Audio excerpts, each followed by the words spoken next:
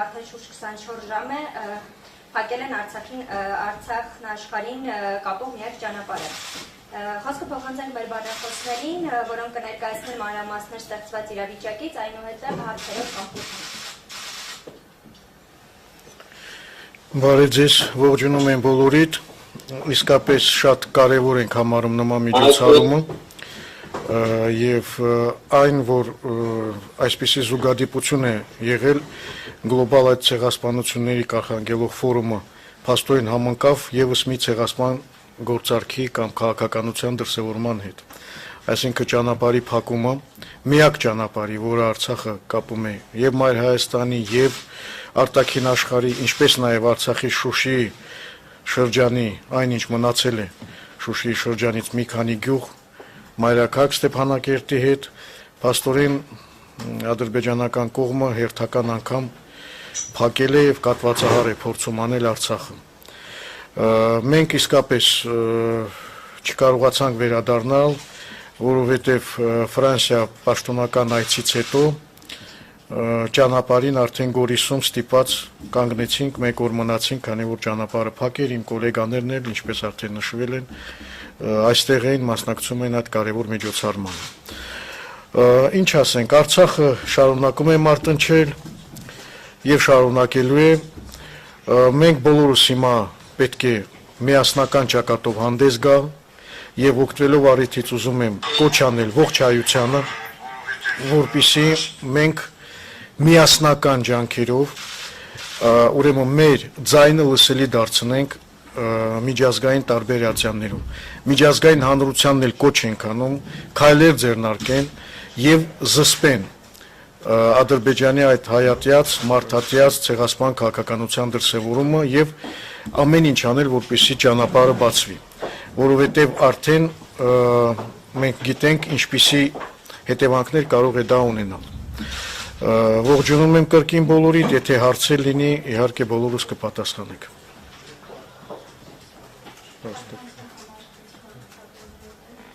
Հա, այ կներեք։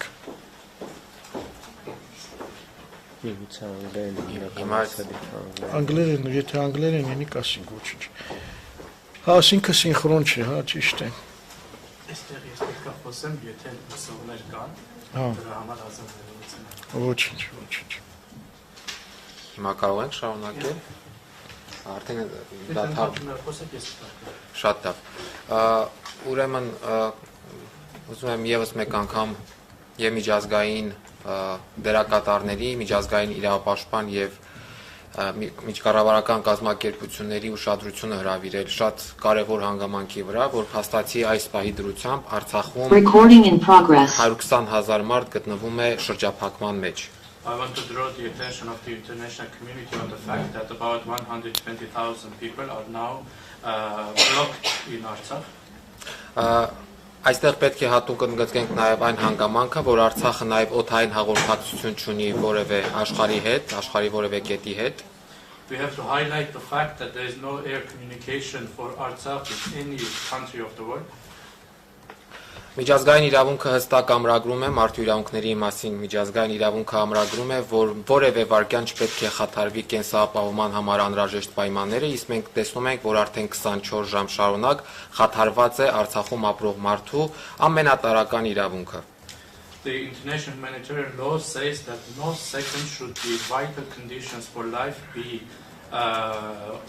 be stopped, and we can see that for 24 hours these conditions, vital conditions, have been hindered in Artsakh. Եվ դա իրականացում է Ադրբեջանի իշխանությունների կողմից եւ անձամբ Ադրբեջանի նախագահի ուղղորդմամբ եւ նրա հրահանգներով, որովհետեւ այն թեզերը, որ շրջանառվում են իբր բնապահպանական հարցեր եւ այլը, դրանք ամբողջությամբ կեղծ են եւ կան տեղեկատվություն, որ այդ ճանապարհը փակողները հիմնականում ադրբեջանական իշխանությունների կողմից ուղղորդվողներն են, այդ թվում նաև հատուկ ծառայությունների ներկայացուցիչներ։ And this is done by the Azerbaijani authorities, by the Azerbaijani president's instructions, and the environmental pretext is completely fake. And there is information that those people who are blocking the roads are also belonging to the special services of Azerbaijan. Պետք է անդրադառնանք, թե հումանիտար ինչ հետևանքներ կարող է ունենալ եւ արդեն ինչ հետևանքներ է ունենում ադրբեջանական այս հանցավոր գործողությունը։ We have to look at the humanitarian consequences of these criminal acts of Azerbaijan. Նախ եւ առաջ այս պահի դրությամբ արդեն 24 եւ ավելի ժամ ավելի դադարեցված է սննդամթերքի, էներգակիրների, դեղորայքի եւ այլ անհրաժեշտ պարագաների մատակարարումը ամբողջ Արցախի տարածքում։ At this moment, for 24 hours already, no food, no energy, no medical supplies are possible to reach the entire territory of Artsakh. Մարդու իրավունքների պաշտպանի հաստատությունը ահազանգեր է ստանում, որ բժշկական հաստատություններում արկա դեղորայքային pašարները մի քանի օրվա pašար են եւ նման ձևով շարունակվելու դեպքում ականգնելու ենք այս հարցում շատ լուրջ խնդրի առաջ։ The Human Rights Defender's Office is receiving calls that the medical supplies in the hospitals are only enough for some days, and if this situation continues, we will face humanitarian crisis. Եվ նույնը վերաբերում է նաև սննդամթերքի մատակարարումներին եւ նաև էներգակիրների մատակարարումներին, կոնկրետ բենզինի եւ դիզվարելիքի մասին է խոսքը։ Same goes for the supplies of food and energy. We are speaking about diesel and fuel. Այլ փաստի վրա ուշադրություն հրավիրեմ 1100 մարդ այս պահի դրությամբ մնացել է ճանապարհներին ձմեռվա նման ցուրտ պայմաններում։ Other facts we have to mention that 1100 people right now are on the roads under the harsh cold conditions of winter. Այդ թվում 270 երեխաներ, որոնք որ զրկվել են իրենց ընտանիքների հետ միանալու իրավունքից, այսինքն կտրված են իրենց ընտանիքներից։ And including 270 children who are separated from their families. Ընդհանուր, եթե այս առաջնային մասը ամփոփելու լինենք, պետք է անպայման նշենք, որ սա Ադրբեջանի կողմից իրականացվող էթնիկ զտման քաղաքականության, ցեղասպանական քաղաքականության հերթական բաղադրիչն է։ And in general, we have to say that this is another component of the Azerbaijani ethnic cleansing or genocide politics. Այն իրականացվում է հետևողականորեն եւ համակարգված կերպով, դա հատուկեն դեպքեր չեն, այլ 2020 թվականի նոյեմբերի 9-ից հետո հաստատված հրադադարի դիտավորյալ խախտումներ եւ ձեռք բերված պայմանավորվածությունների դիտավորյալ խաթարումներ։ This is done systematically and including since the 9 November 2020 ceasefire. The ceasefire conditions are being intentionally violated. Այսքանը։ Հիմա կարող ենք հարցերին անցնել։ Now we can open the floor for questions.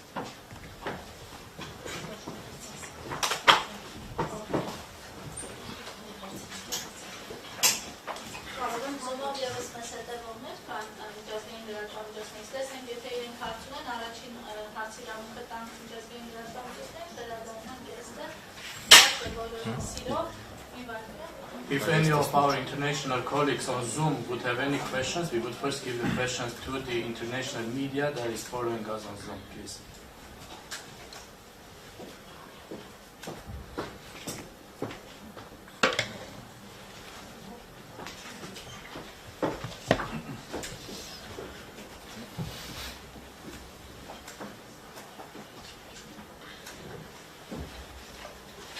Hi sir, I'm Siddhant from Beyond India. My question to the Foreign Minister sir is, how do you see India's role amidst the ongoing conflict you have? And there have been reports of India giving missiles to your country. The pact has been signed. If you can also talk about that development, the defense agreement with India.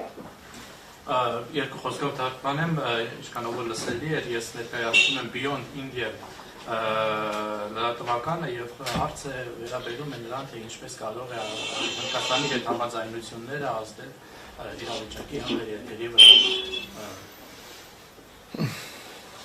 Գիտեք, Հնդկաստանի հետ հարաբերությունները ճիշտ կլինի իհարկե ուղղվի Հայաստանի Հանրապետության արտաքին գործերի նախարարին, բայց ես կարծում եմ, որ նաեւ Հնդկաստանի հետ հարաբերությունների զարգացումը տարբեր ոլորտներում կարող է միայն դրական ազդեցություն ունենալ թե մեզ, թե Հնդկաստանի վրա։ When it comes to the relations with India, the question should be directed to the Ministry of Foreign Affairs of Armenia. But when it comes to relations with India, in general, developing relations in India, this can be, of course, important for us. Եվ մեկ փոքր մարդկային պատմություն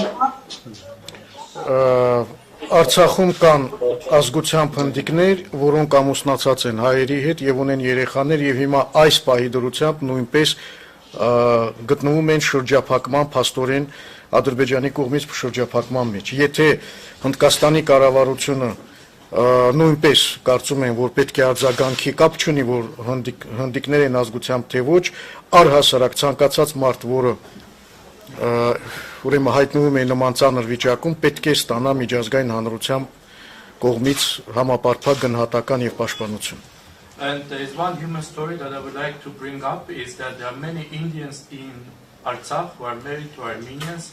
They live in Artsakh. They are also now stuck in Artsakh. And if the Indian government or in general the entire international community should give appropriate response to such humanitarian situations.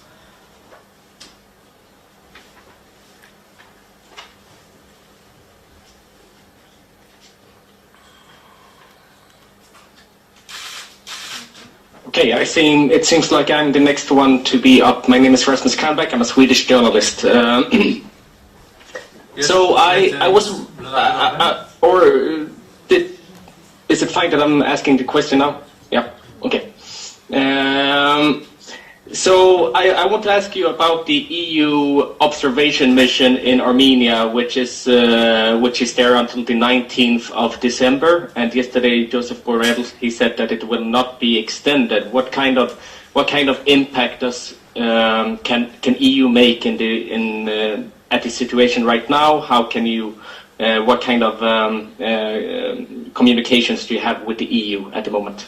Ես ցանկանայի հարցնել Եվրամիության դիտորդական առաքելության մասին Հայաստանում, որը կտևի մինչև դեկտեմբերի 19-ը եւ երեք ասացին, որ դա չի երկարաձգվի։ Ես ուզում եի հարցնել, թե ինչպիսին կարող է լինել Եվրամիության ազդեցությունը իրավիճակի համար եւ ինչպես եք տեսնում Եվրամիության դերը։ Մենք ակնկալում ենք, որ Եվրամիությունը համապատասխան գնահատական կտա Ադրբեջանի քայլերին։ We expect that EU will give respective and appropriate assessment to the actions of Azerbaijan.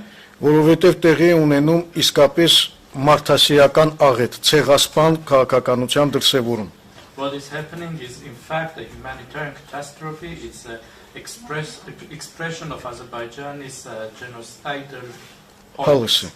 Եվ մենք արդեն իսկ ուղարկել ենք մի շարք պաշտոնական նամակներ Եվրոպայի տարբեր կառույցներին։ And we have already sent a number of official letters to different structures of Europe. Հույս ունենք, որ կոնկրետ ինչ-որ քայլեր կձեռնարկվեն եւ կլինեն հասցեական գնահատականներ եւ պատժամիջոցներ Ադրբեջանի նկատմամբ։ We hope that concrete steps will be taken and there will be addressed actions and sanctions against Azerbaijan. Գիտեք, անտարբերությունը ամենավտանգավոր երևույթներից մեկն է։ Because indifference is one of the most dangerous phenomena.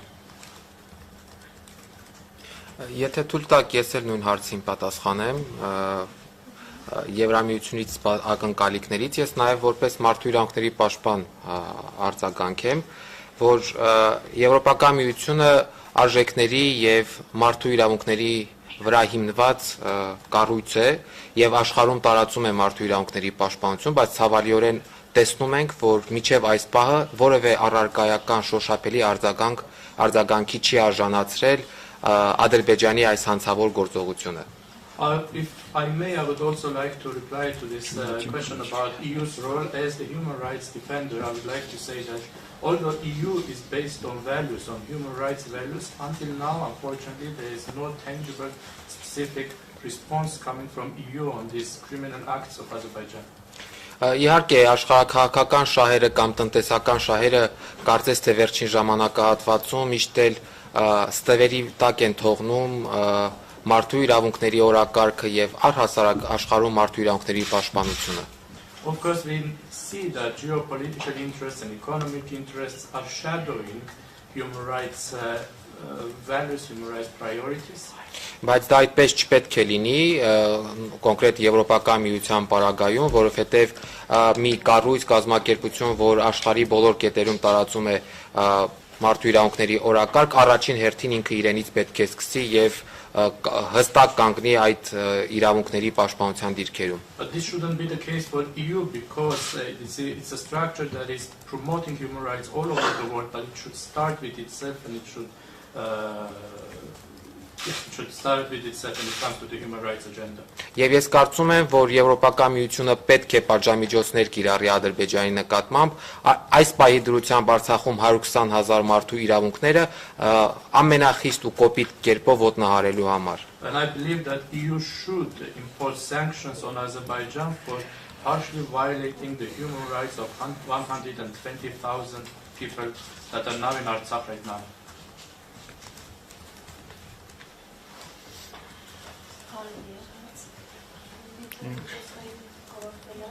If there are no more questions from our international colleagues, we can pass the floor to the Armenian media. Hello. Yes. Hello. Yes. I don't know if you see me. Yeah. Okay. So I'm Paul Véronique, a French journalist for L'Express. I have two questions. So the first one is, do you fear that this blockade of the Lachin corridor will lead to a blockade of will lead to a total blockade of the Astract by Azerbaijan? And second question, do you fear that this is a prelude to further large-scale actions by Azerbaijan? Ես ունեմ երկու հարց, Ֆրանսիայից է հարցը ուղղվում։ Դուք կարծում եք, որ Լաչինի արգելափակումը կարող է վերածվել ամբողջ Արցախի բլոկադայի, եւ դուք կարծում եք կամ մտավախություն, որ սա կարող է ավելի լայնածավալ գործողությունների սկիզբ լինել։ Արդեն իսկ ավելի քան 1 օր է Արցախը լրիվությամբ, այո, 29 ժամ լրիվ գտնվում է շրջափակման մեջ։ Արդեն իսկ սկսվել է այդ տոտալ շրջափակումը, սա փաստ է։ It's a fact that it is already a total blockade of Artsakh for 24 hours. 29 already. Փաստորեն դա սկսվել է։ So it has already started. Ինչ վերաբերում է կլինի դա նախաբան ավելի այսպես լայնածավալ գործողությունների համար, As for whether or not this will be a pretext for larger scale activities, ապա ինչ որ կերպ դա կախված է նաև միջազգային հանրության, ուրեմն համապատասխան արձագանքից։ in some ways it also depends on the reaction, on the response of the international community.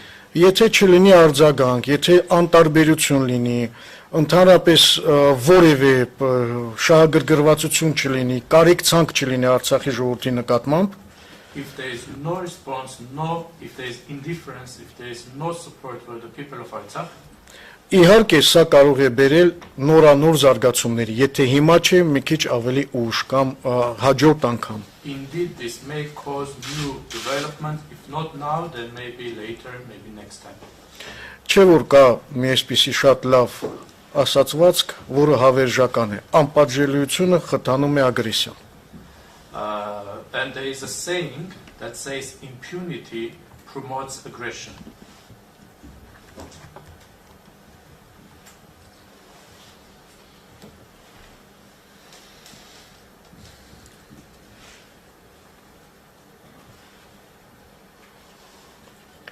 Խնդրեմ երեխեք, մերոնց If there are no more questions, we'll move to the Armenian media. Պարոն Բաբայան, փաստորեն միջազգային հանրության այսպես ասենք անդրադառնության արդյունքում նաև ադրբեջանցիները նորանոր ուժեր են այսպես ասենք բերում բնապահպաններ անվտանգության ոսկոր։ Ինչ քայլերի պատրաստվում դիմել, հնարավոր է դա վերածել ինչ-որ ռազմական գործողությունների նաև ռուս խաղապահների միջնորդությամբ։ Mr. Babayan, in fact, it turns out that as a result of the indifference of the international community, Azerbaijan is involving new forces, including environmental pretext. What steps are you going to take? Սա փաստորեն այդ նախորդ հարցի շարունակությունն է։ This continues the previous question.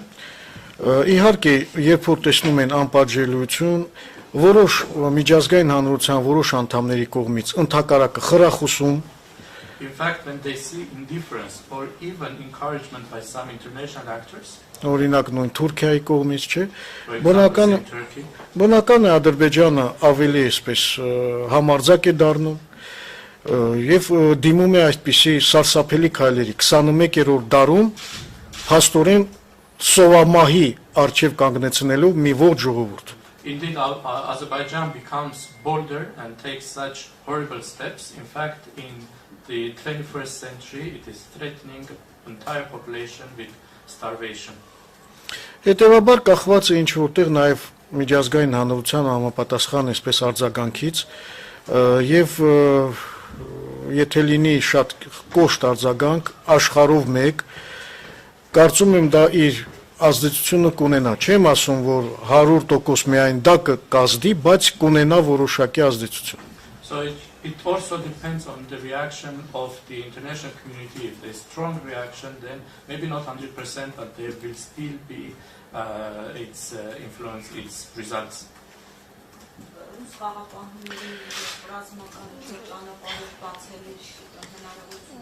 Հիմա տեսեք Do you see opportunity of opening the road by the help of the Russian peacekeepers or by way of any military way?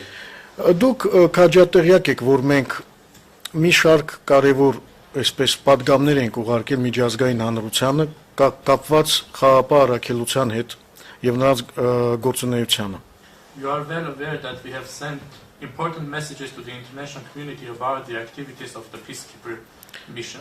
Եվ հանրապետության նախագահը եւ ազգային ժողովը եւ պետնախարարը եւ արտաքին գործերի նախարարությունը եւ բոլոր համապատասխան կառույցները հետեւյալ առաջարկներն են, ու եթե ամփոփենք ամեն մեկը And we can summarize the suggestions, the proposals made by the president, by the state minister, by the Ministry of Foreign Affairs, National Assembly and the National Assembly. Ուրեմն մենք առաջարկել ենք, որ անհրաժեշտ է նախ եւ առաջ ավելացնել խաղապահների թվականակը We have suggested that first of all the number of peacekeepers should be increased. 1980 հոգի ամբողջ երկայնքով շփման գծի տեղակայված կամ մոտակայքերում քիչ թիվ է 1980 is a very small number to be deployed along the line of contact. Այս ադրբեջանական այսպես կոչված թաթերական ներխուժման դեմ կանգնած էին ընդամենը 1-2-3 խաղապահ ուրեմն զինվոր And when this staged invasion of Azerbaijan took place, only 1, 2 or 3 peacekeeper soldiers were there standing. Երկրորդը մենք առաջարկել ենք որպիսի ռուս խաղապահները ստանան միջազգային մանդատ Secondly, we have proposed that the Russian peacekeepers receive international mandate. Որովհետև հենց ՄԱԿ-ի անվտանգության խորհրդի կողմից ցանկալի էր It would have been desired for the mandate to come from the UN Security Council. Դա կտար լեգիտիմություն միջազգային եւ հնարավորություն կտար կանխել նման պրովոկացիաները This would have given it international legitimacy and would have allowed to prevent such provocations. Որովհետև այդ ուժերը խաղապահներ են, նրանք չեն պարտադրում խաղաղություն, ինչպես եղել է օրինակ Կոսովոյում, այլ տեղեր։ Because these forces, they are peacekeepers. They are not imposing peace like in Kosovo or elsewhere. Ստանալով միջազգային մանդատ արդեն որոշ նոր, այսպես նոր որակ կհաղորդվեր այդ ուրեմն առաքելությանը եւ միգուցե ավելի կայուն կլիներ իրավիճակը։ And an international mandate could have increased or given new quality to this mission, and the situation could have been more stable. Փաստորեն ինչ տեղի ունեցավ 2020 թվականի նոյեմբերի 9-ի միջազգային պայմանավորվածության կոպտագույն խախտում։ So what we see is a violation of an international agreement from 9 November 2020.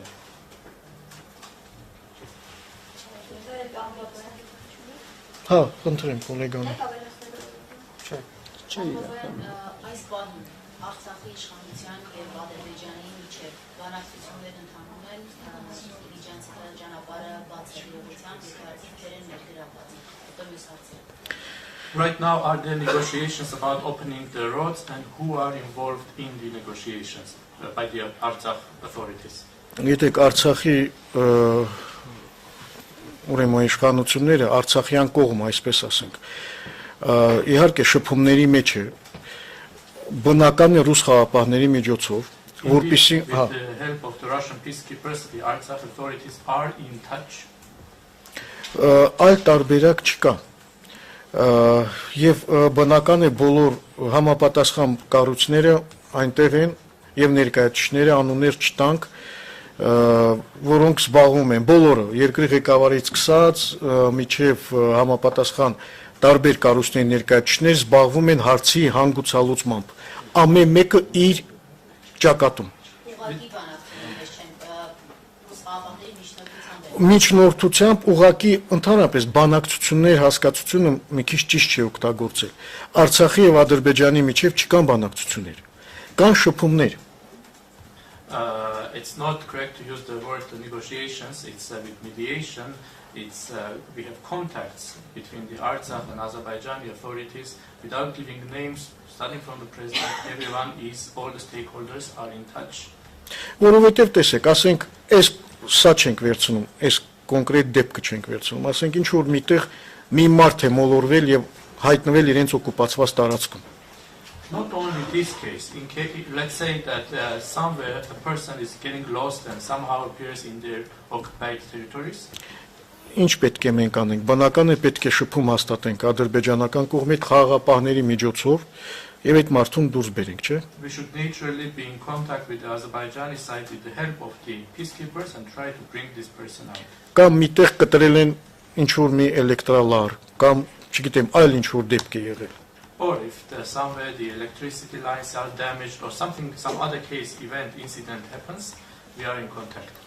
Սա է իրականությունը։ Եվ քանի որ թեկուզ միջնորդավորված այժմ շփումների մեջ է ադրբեջանական կողմի հետ նրանք նույն պահանջն են բարձրացնում պարոն Գավանյան, պահանջներ են ներկայացնում, նորից այդ բնապահպանական պահանջներ են ներկայացնում։ In your contacts with the Azerbaijani side, although with mediation, are they raising the same environmental concerns or they have different concerns? Ես կարծում եմ ակնհայտ է, որ ոչ մի այսպես բնապահպանական խնդիր չկա։ I think it's obvious that there is no environmental issue. Մի հատ տեսեք այդ մարդկանց, ովքեր են այդ մարդիկ։ Բանակի մարդիկ, ովքեր ծառայում են Ադրբեջանի բանակում, հատուկ ծառայություններում եւ այլը, բեմականացված մի ձև է, վաղը կուղարկեն, չգիտեմ, հեծանվորդների, մյուս օրը արտիստների։ And when we see who are these people there, it's people who are serving in the Azerbaijani army, in the Azerbaijani special services. This is a staged action. Tomorrow they may send other activists on bicycles or. Հիմա, եթե իրենք ունեն ինչ-որ խնդիրներ բնապահպանական, այդպես են վարվում։ If they have environmental issues inside, do they do the same? Մենք էլ ունենք բնապահպանական շատ խնդիրներ, հարցեր իրենց։ We also have many issues, many questions to them when it comes to the environment.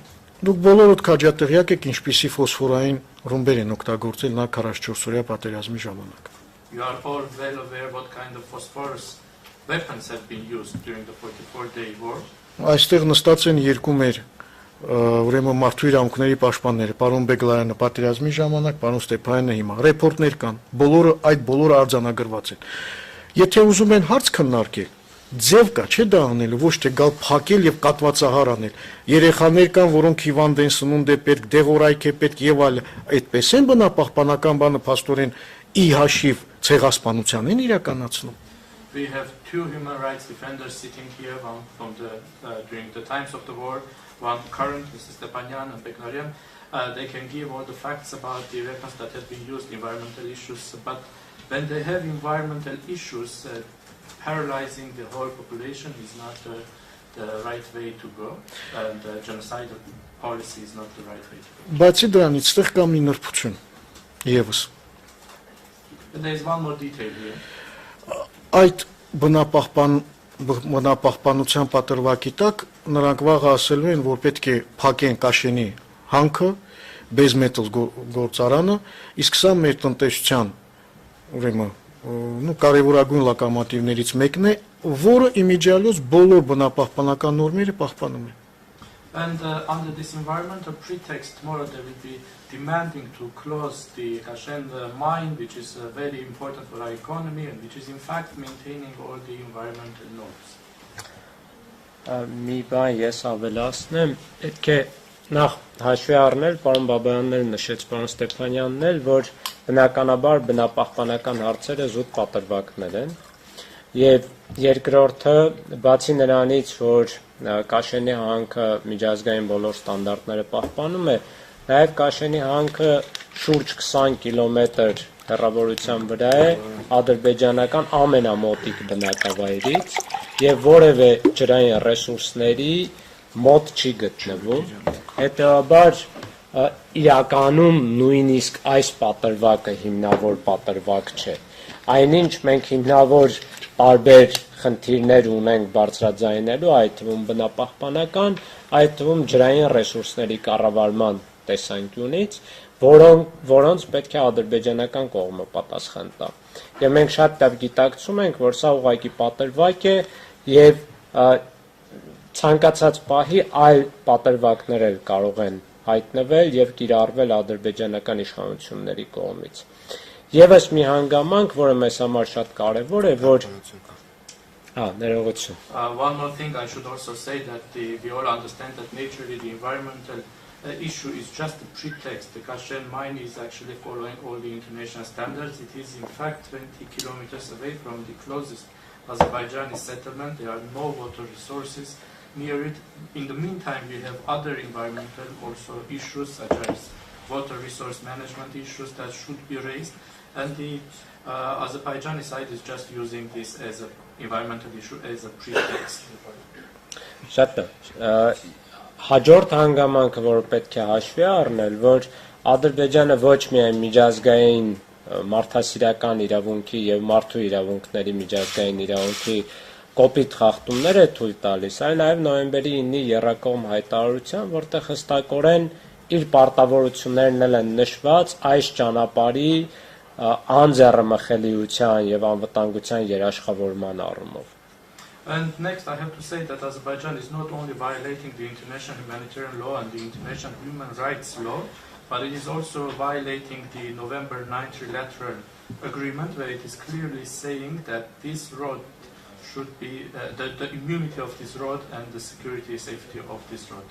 Այսքան։ Կներեք, ելի դուք խաղաղ խաղապահների հանդրադարձակ համատեղը, որ նրանք Կոսովոյի խաղապահների մանդատը չունեն, բայց այս իրավիճակում նրանք ունեն մանդատ ճանապարհը բացելու բան բավական այս հարցը կուզենայի հստակ արձագանքի։ Mr. Babayan, it was mentioned that the Russian peacekeepers do not have the same mandate as the Kosovo, for example, peacekeepers, but in this case, do the Russian peacekeepers have the mandate to open the road?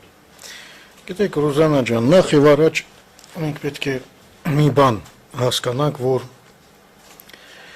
Արցախը իսկապես գոյաբանական վտանգների է արիերեսում եւ այստեղ արեմտամետ, ռուսամետ այդ բոլոր հարցերը պիտի դնենք մի կողմ։ Այս ամենակարևորը, որ ուզում եմ բոլորիդ ընդգծեմ, մենք պետք է իսկապես լինենք իմաստուն, հերիք արդեն։ Եթե հնարավորություն կա բոլորի հետ լավ լինենք, պարտավոր ենք լավ լինենք։ Այդ մեկ, երկրորդը, իսկապես առանց ռուս խաղապահարակելության չկա Արցախի անվտանգություն։ Սա ի սկզբանե եմ ասում։ Հասկանում եմ ենթատեքստերը եւ այլ, դնենք մի կողմ, հիմա կանցնեմ նաեւ այդ հարցին։ Ընտրեմ։ I have to say first of all that we have to understand that Artsakh is facing an existential challenge, and therefore all the questions about pro-Russian or pro-Western should be put aside. We have to be wise, we have to be friends with all and everyone we can be, and I have to indeed say that without the Russian peacekeepers there is no security for Artsakh.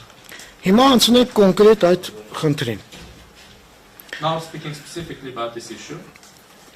Ես արդեն նշեցի, որ ռուս խաղապահները խաղապահներ են, դա նույն մանդատը ունի, ինչպես ունեցել է Կոսովոյում, Բոսնիայում եւ այլն։ Այսինքն պատժից միջոցներ պատժիչ այդ բաղադրիչը չունի։ I already mentioned that Russian peacekeepers are peacekeepers.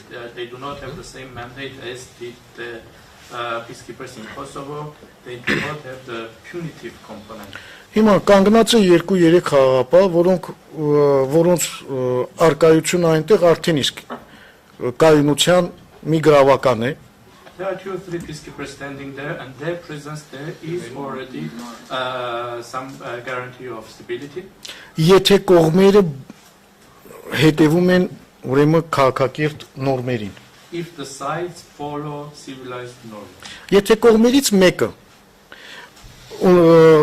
ահաբեկչությունը եւ ատելությունը իր պետական քաղաքականության հիմքում է,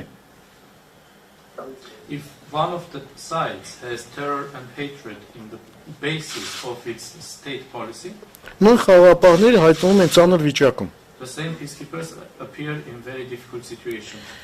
Այդ ճանապարհը անցնում է Ադրբեջանի օկուպացված տարածքով լրիվությամբ։ This road is completely going through the occupied territories by the Azerbaijanis, Կան ռուս խաղապահներ մի քանի հոգի։ and there are a few Russian peacekeepers. Հիմա գալիս է մի ամբողջ կանանցով, երեխաներով, չգիտեմ, զարդարված եւ ներխուժում են այդ տարածքը։ Then a crowd comes, women, children, like diverse crowd comes and invades this territory. Հիմա դուք եք խաղապահների տեղը ինչ եք անելու։ What would you have done if you were in the place of the peacekeepers?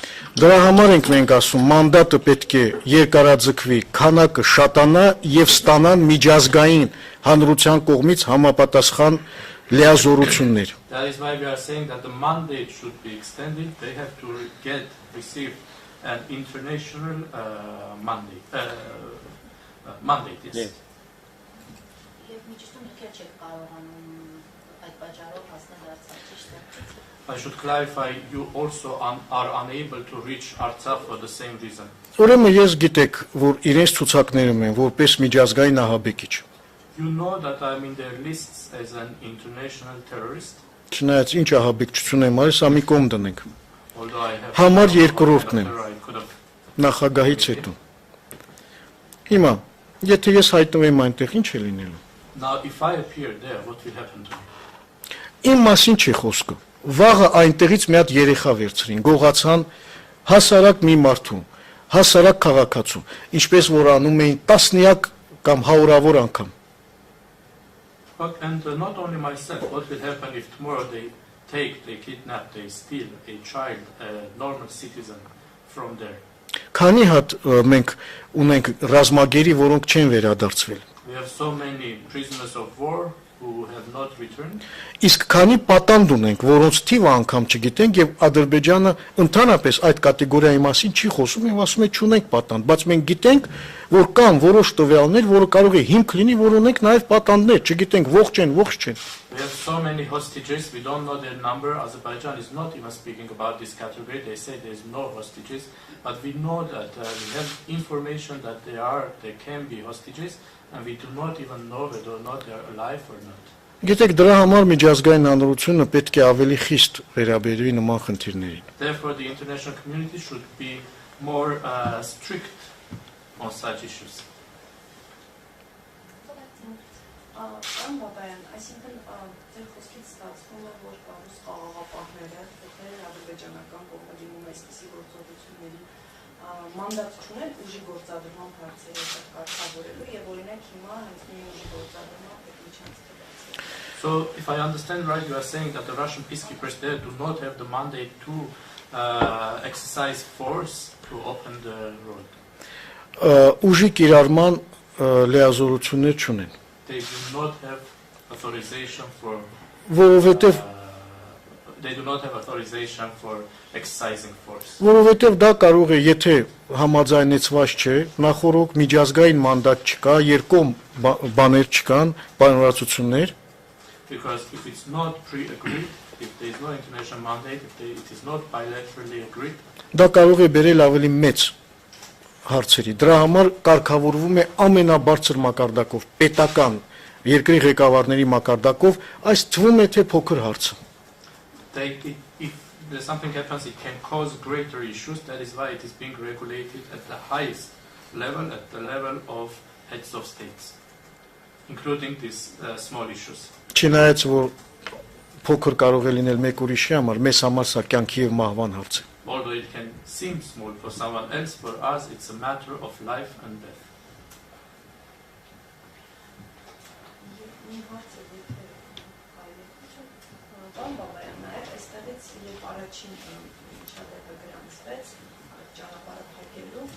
Օրինակ Հայաստանից հայտարարվում է, որ Հայաստանի իշխանության ներկայացուցիչներից հայտարարվում է, որ անարգել անխոչնդոտ մուտքը ադրբեջանցիների Արցախի տարածք փոխհամաձայնեցված գործողություններ եղել։ Դուք տեղյակ եք եղել օրինակ Արցախի իշխանությունը տեղյակ է եղել ինչ կերպով իրենք մտել օրինակ Իվանյան համայնքում խաղաչին վերքերը որակցանել, ինչպես են իրենք մտել եւ ինչ փոխհամաձայնության մասին է խոսքը, ինչ ինֆորմացիա ունեք։ When this incident happened from the Armenian side, there was information that this happened in a mutually agreed way. And when they entered Ivanyan community, do you have any information how it happened and what kind of mutually agreed way they are speaking about? Դուք գիտեք, որ առաջի այդ միջադեպը որ եղավ, նույնպիսի փաստորեն ահաբեկչական գործողություն էր Ադրբեջանի կողմից։ You know that the first such incident was also a terror act by the Azerbaijanis.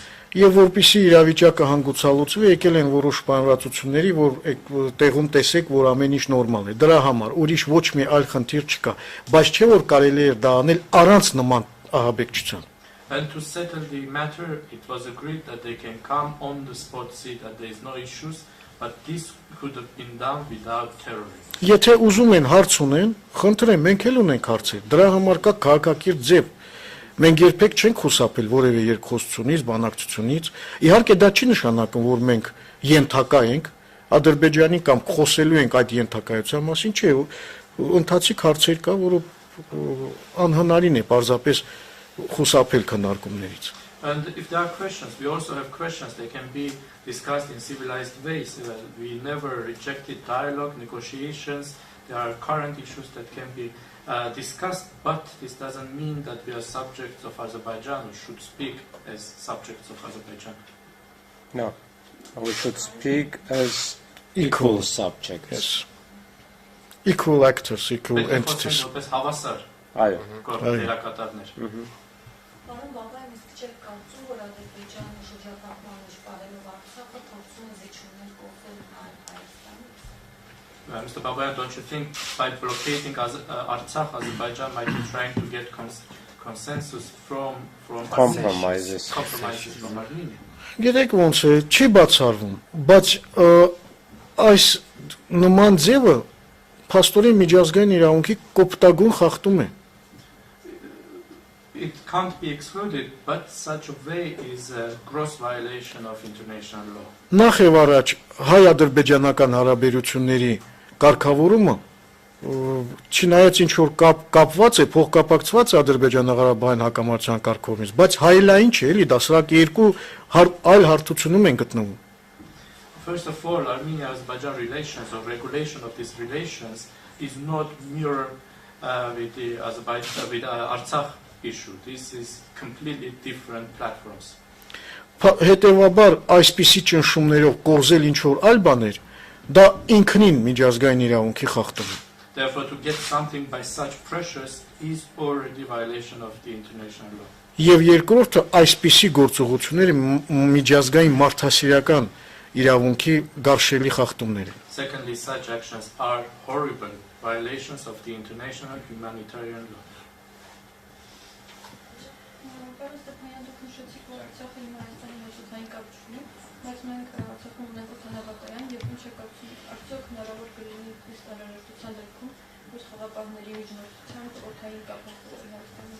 Mr. Stepanyan, you said that Artsakh does not have air communication with Armenia, but we have an airport in Artsakh, and if necessary, would it be possible with the help of the Russian peacekeepers to ensure air communication?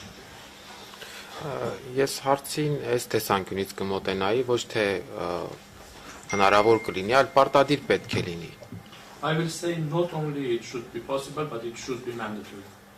որովհետև ամենավատ սցենարում տեսնում ենք, որ այսինքն ամբողջական բլոկադան Արցախի ժողովրդի նշանակելու է, որ արդեն իսկ նշել ենք, թե ինչ հետևանքների է հանգեցնելու եւ եթե հնարավոր չէ ցամաքային կապը ապահովել, որը որ եւս պարտադիր է, ժամանակավոր լուծումներ նաեւ օդային ճանապարհը օգտագործելու պարտադիր պետք է կիրառվեն. Because in the worst case scenario, which is total blockade of Artsakh, we already mentioned what could be the consequences, and if it is not possible to have land communication, which is mandatory, but if it is not for the time being possible, temporarily it should be possible to use air communication. Հատկապես հենց հումանիտար նշանակության հարցերի դեպքում առողջապահություն, բժշկական օգնություն եւ այլ. Բայց especially for humanitarian matters, be it healthcare and medical aid. Բայց պետք է նշենք, որ Ադրբեջանը նաև այս հարցի վերաբերյալ է խոչընդոտներ հարուցում, սպառնալով, որ կվերացնի Ստեփանակերտից թռչող ցանկացած օբյեկտ. But Azerbaijan is also creating obstacles for this as well, threatening that any object flying out of Stepanakert will be destroyed. Այսինքն տեսնում ենք, որ բոլոր այն ճանապարհները, որոնք որ կարող են եւ պետք է Արցախը կապեն արտաքին աշխարհի հետ, ոչ միայն Հայաստանի Հանրապետության, այլ առհասարակ աշխարհի հետ, Ադրբեջանը ուղղակի խաթարում է, այսինքն ստեղծում է ամբողջական իզոլացիա. So we see that all the roads that could provide any communication for Artsakh, not only with Armenia but also with the whole world, Azerbaijan is creating obstacles for them. Եվ իհարկե վերադառնալով ձեր հարցին պիտի ասենք, որ եթե նման իրավիճակներ լինեն, որ խիստ անհրաժեշտություն կա, առհասարակ անհրաժեշտություն կա, պարտադիր կերպով պետք է նաև Արցախի իշխանությունների միջամտությամբ այդ հարցը լուծում ստանա. So coming back to your question, if there is such a situation for such a need to happen, with the intervention of the Artsakh authorities, this matter should be settled.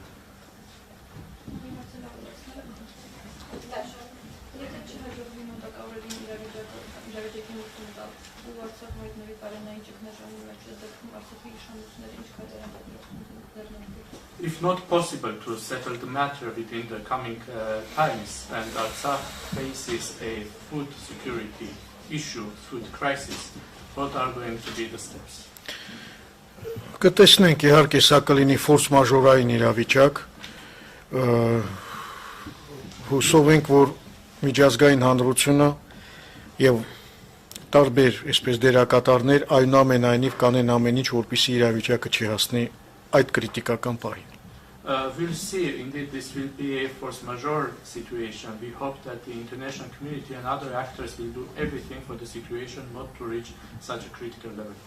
Մենք որոշակի սցենարներ ունենք մշակած, որ դեպքում ինչ կարող ենք անել, իհարկե որքան իրավիճակը ծայրահեղ ճգնաժամային լինի, այնքան այդ իրավիճակին համապատասխան գործողություններ ենք նախատեսում եւ մեր կողմից եւ բնականաբար ռուս խաղաղապահների հետ համագործակցությամբ հաղորդակցության արդյունքում եւ նաեւ հաշվի առնելով միջազգային հանրության պարտավորությունները աջակցելու եւ հնարավոր ներուժը եւ իհարկե նաեւ Հայաստանի Հանրապետության կողմից էլ լրացուցիչ աջակցություն. Այս տեսանկյունից իրավիճակից բխող են լինելու մեր գործողությունները. We already have some scenarios developed, and depending on how critical the situation will be, respectively and accordingly, the response will be also with our involvement, with the involvement of the Russian peacekeepers, with involvement and with the international community's obligations and potential, as well as by the support of the Republic of Armenia.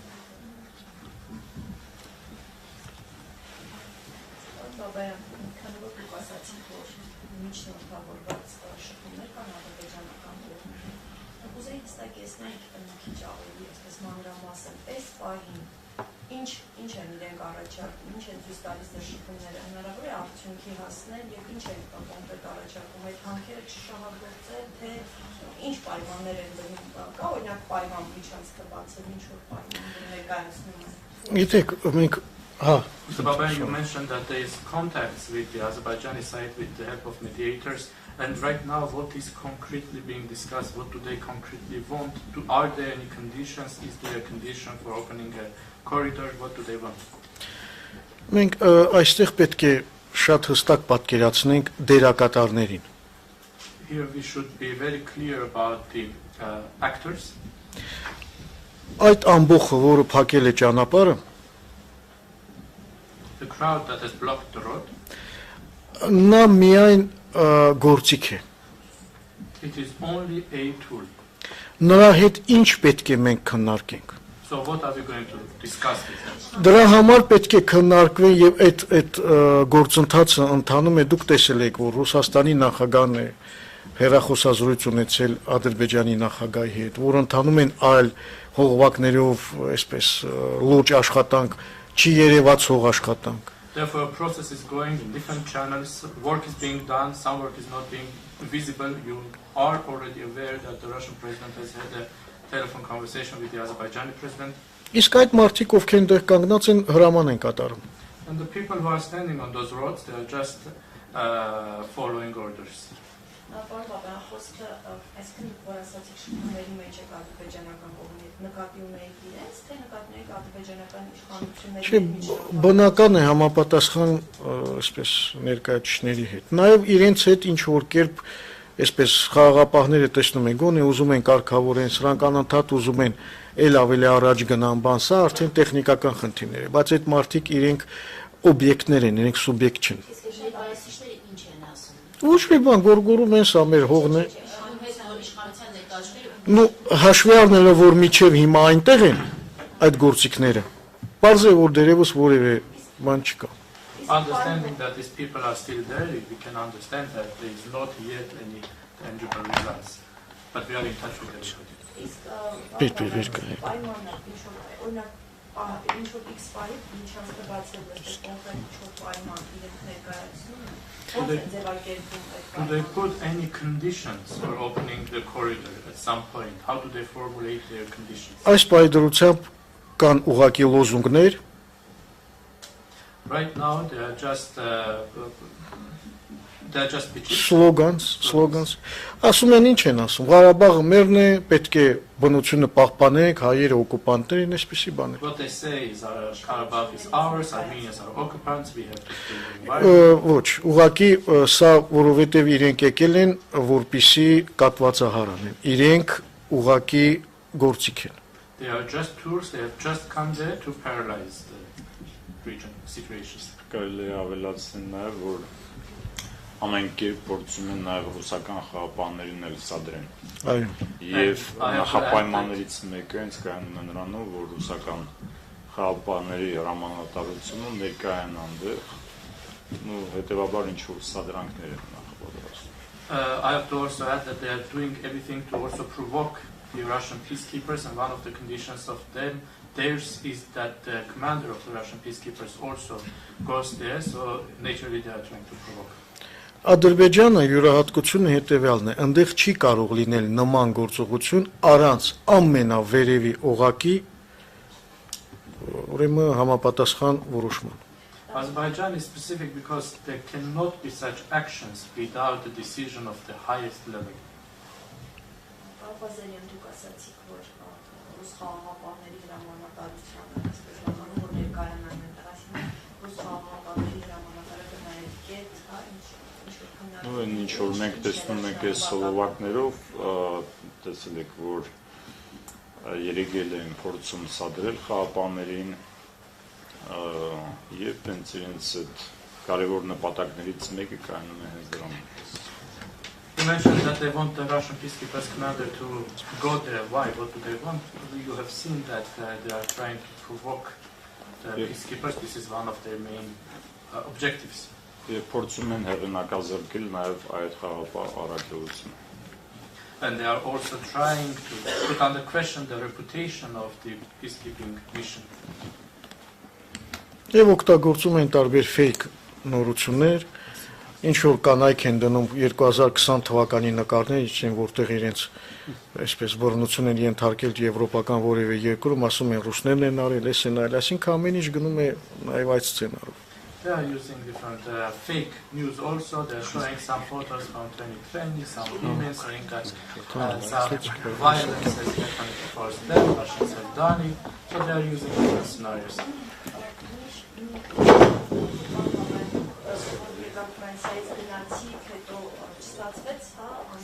Ուրեմն մենք եկանք Կիրակի երեկոյան։ We came from France on Sunday evening. Մեկ օր մնացինք այստեղ, առավոտյան ճանապարհվեցինք Ստեփանակերտ։ We stayed here one day. In the morning we traveled to Եվ Stavanger. արդեն ճանապարհին իմացանք, որ փակված է ճանապարհը։ And on the road we found out that the roads are blocked. Բնական է կապի մեջ էինք համապատասխան կառույցների հետ, եկանք եւ Գորիսում ստիպված մնացինք։ We were in touch with respective structures, and when we arrived in Goris, we had to stay in Goris. Այն հույսով, որ կարող է բացվել եւ մենք նույնիսկ կես գիշերին անցնենք գնանք, բայց չի բացվեց դրա համար։ With the hope that the road would be opened, and even at midnight we would be able to cross, but it was not opened.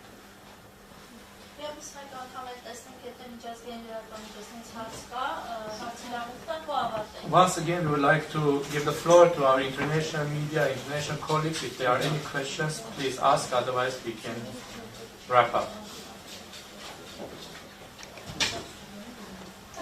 Yes, I had actually one more question. I missed a little bit before because of technical issues, but we were talking about humanitarian need, how you can maybe move it with airplanes and so on. But if there's an escalation and there would be a war, how is there a plan for evacuation of civilians from Artsakh?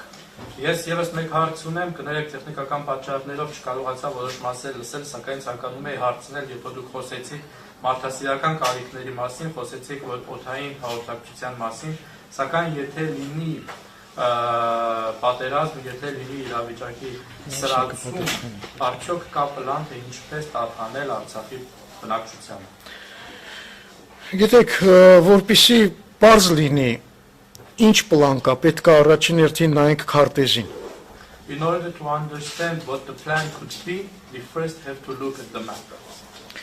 Ուրեմն Արցախը այս պայդրությամբ լրիվ շրջափակման մեջ է։ Right now, Artsakh is totally blocked.